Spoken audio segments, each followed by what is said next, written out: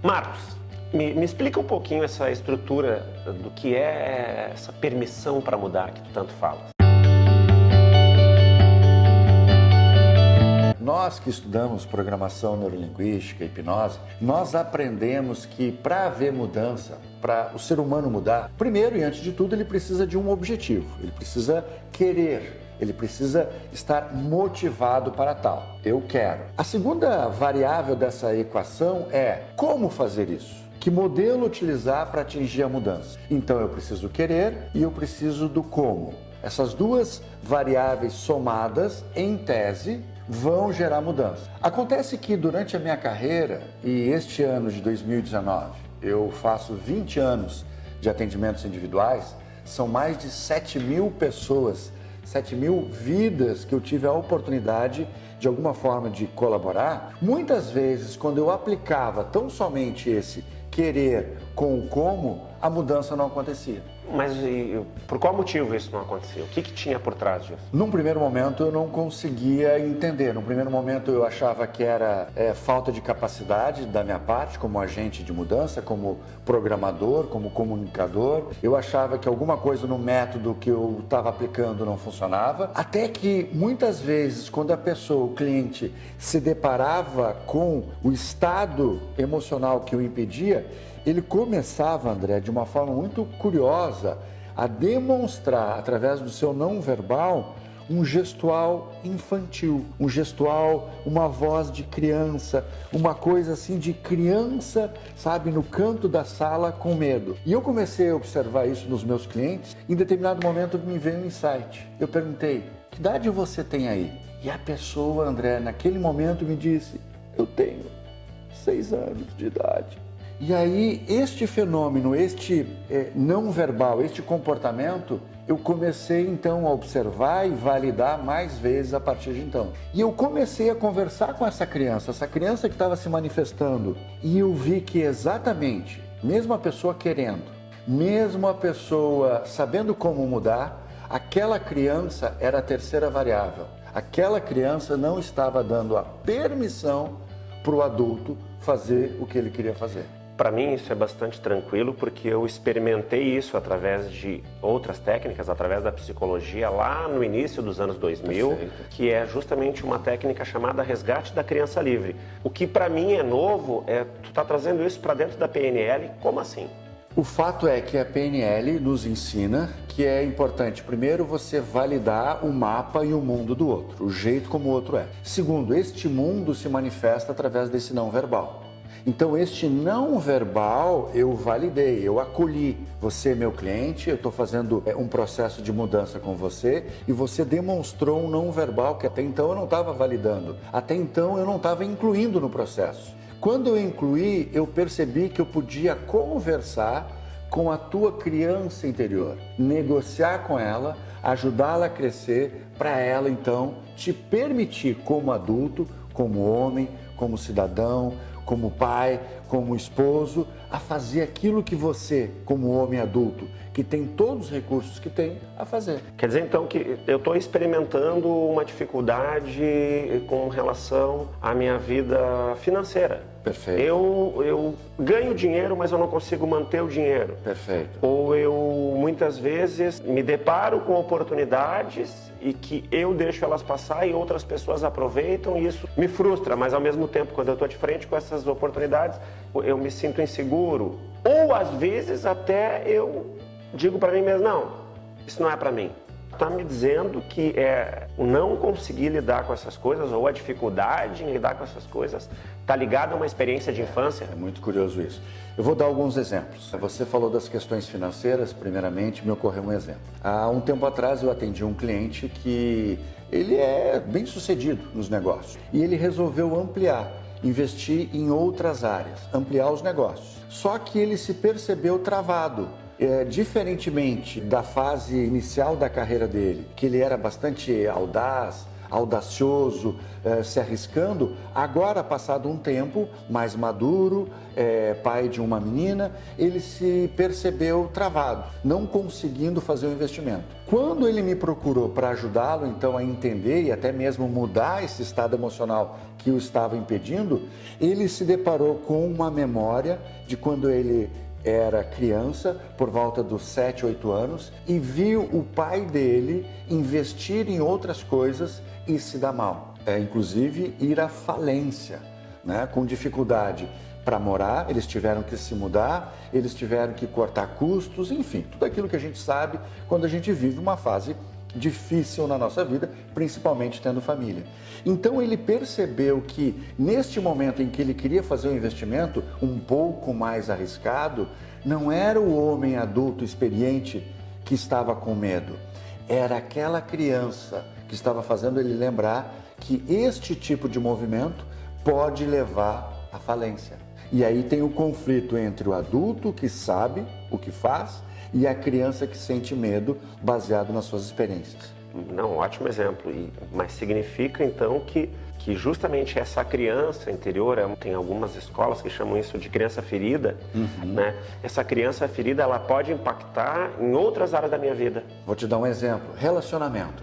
Eu atendi uma moça, uma senhora, que estava buscando relacionamentos diferentes porque ela havia se separado. E ela, então, acabou se apaixonando.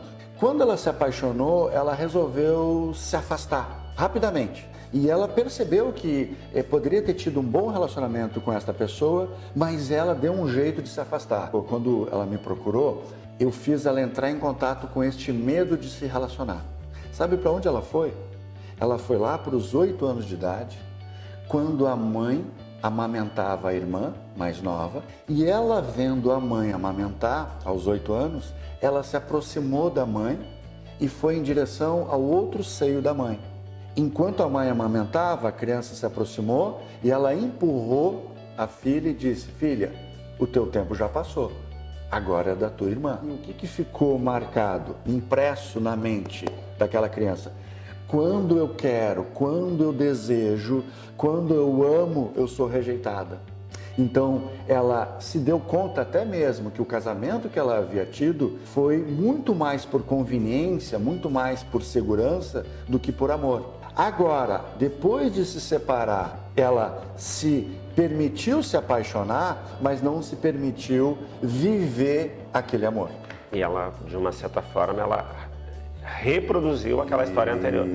Me ocorreu aqui enquanto tu falava, Marcos, eu lembro muito, eu assisti várias palestras do Daniel Goleman sobre inteligência emocional. E o Goleman, ele trata muito de que inteligência emocional nós aprendemos na infância, ou não aprendemos. E quando adultos vamos pagar o preço de não termos sido ensinados. Tem a ver isso? Tem a ver, sim. As nossas crenças sobre a capacidade, o quanto eu sou capaz, as nossas crenças sobre possibilidade e até merecimento acontecem na infância. Não, e deixa eu porque enquanto tu estava falando antes sobre a história dessa senhora, me ocorreu exatamente um exemplo que todos os dias a gente se depara com as pessoas tendo comportamentos infantis no trânsito, no trabalho, na escola do filho, nas relações com amigos, e a gente fala, o cara tem baixa inteligência emocional, o cara... Vamos pensar assim, vamos pegar um exemplo do comportamento no trânsito. Sim. Às vezes é um comportamento infantil. Totalmente. O adulto, maduro, equilibrado, ele tem noção do todo. Ele tem noção de que existem outras pessoas além dele, além de quem ele é. E que, morando e vivendo em sociedade, em comunidade, eu, como adulto, sei que eu mereço o meu espaço e sei que os outros também merecem o seu espaço. Portanto, vamos compartilhar da forma mais harmônica, civilizada possível. A criança não. A criança, ela é muito em si mesmada, né? Ela volta muito para si, para suas necessidades. Portanto, se eu estou dentro do carro e eu ganhei esse poder dentro do carro, quem é esse sujeito que acabou de cortar minha frente aqui no carro? Como assim ele vai me atrapalhar na minha vida, nos meus compromissos? Ou seja, a criança não tem noção do outro. Sim, né? ela está aprendendo. Ela está aprendendo. aprendendo. O próprio ciúmes, André, o próprio ciúmes não é um sentimento adulto, não é um sentimento maduro, é um sentimento de criança. Nós aprendemos a sentir ciúmes na infância. 100% das vezes que eu atendi pessoas que vieram até mim porque estavam destruindo relacionamentos, casamentos em função dos ciúmes, seja homem, seja mulher, não importa. Todas elas, quando entraram em contato com o seu sentimento de ciúmes, voltaram e se conectaram com memórias de abandono, de perdas na infância. Sendo abandonado pelo pai, sendo abandonado pela mãe, não importa. Então essa sensação, se fui abandonado, o foco não está mais em mim, está no trabalho do pai, está no meu irmão, estou perdendo. Gera uma outra experiência. Gera uma sensação para a criança de muito medo. Até porque a criança tem a dificuldade de entender essa relação temporal, né, Marcos? Para a criança, às vezes, aquele afastamento momentâneo de uma viagem, para ele é para sempre. Para sempre. Até o dia que o pai volta, ela fica feliz, mas quando ele foi... Exatamente. Ela entendeu que era para sempre. Eu já lidei com situações também de atendimento, em treinamentos, em situações... E eu lidei uma vez com uma seguinte situação. A pessoa, o pai saiu para viajar, ela teve este momento de que meu pai está me abandonando, só que ela experimenta também uma culpa. Por quê? Porque o pai morreu. Sim. Na viagem, ele sofreu um acidente. E aí ela se sente culpada por ter tido esse sentimento de abandono, quando na verdade ele não teve escolha, ele não abandonou ela, a vida levou ele. E aí? Este evento, a perda do pai, da mãe na infância, no futuro vai gerar várias consequências, que não são previsíveis. Ou seja, dentro de uma casa onde existem vários irmãos, né, várias crianças, a perda do pai ou da mãe gera em cada uma dessas crianças uma consequência imprevisível. Na fase adulta, nós podemos ter um menino que não consegue se relacionar com autoridades, né? Podemos ter uma menina que não consegue manter um relacionamento amoroso. Enfim, são várias consequências. O fato é, aquilo que eu estou vivendo na fase adulta de limitação tem a ver com os eventos da infância que não estão me permitindo ir na direção do que eu desejo. A frase que eu digo é: o que aconteceu na infância não fica na infância. Não fica na infância. Eu gostei muito dessa frase. Mas, então, olha só, eu estou experimentando, neste momento da minha vida, eu percebo que tem algumas crenças que estão me limitando. São crenças sabotadoras. Né? Toda vez que eu faço um movimento para empreender algo na minha vida, tem algo que me puxa para trás. Necessariamente, eu vou voltar, eu vou procurar lá na minha infância uma experiência semelhante a essa? Quando você entrar em contato, vamos chamar de medo, você experimenta um medo de empreender, né? Este medo não tem a ver com o homem adulto que você é. Porque o teu empreendimento vai exigir uma série de atitudes e vai exigir confiança, principalmente. Confiança é essa que você já experimentou para alguma coisa na sua vida. Seja o fato de você ter casado, seja o fato de você ter se tornado pai, tudo isso exige confiança. Então essa confiança você tem. E quando eu for te ajudar, eu vou te ajudar a acessar essa confiança. Agora, o medo que te impede de acessar essa confiança é um medo que não foi criado na fase adulta. Por quê? Porque mesmo que você tenha tido empreendimentos frustrados, ainda assim você sobreviveu. Sim. Então você sabe que você pode sobreviver mesmo quando falhar. A criança não sabe. A criança acredita que se ela falhar, ela vai morrer. O medo da criança tem a ver com sobrevivência. A criança aprendeu instintivamente que ela precisa lutar pela sobrevivência. E sozinha ela não dá conta. Ela precisa dos adultos, ela precisa da mãe, ela precisa do pai. Então a criança ela é treinada para saber que quem vai dar a segurança da sobrevivência são os adultos. Só que você cresce, evolui, passa pela adolescência e você se dá conta de que você sozinho é capaz de sobreviver. Então você sabe que se você empreender e falhar, você não vai morrer. Vai ser ruim, vai ser difícil, vai ter que recomeçar, mas você vai sobreviver. A criança não. E quando você acessa esse medo, é o medo de não sobreviver. Ou seja, é uma distorção da tua realidade.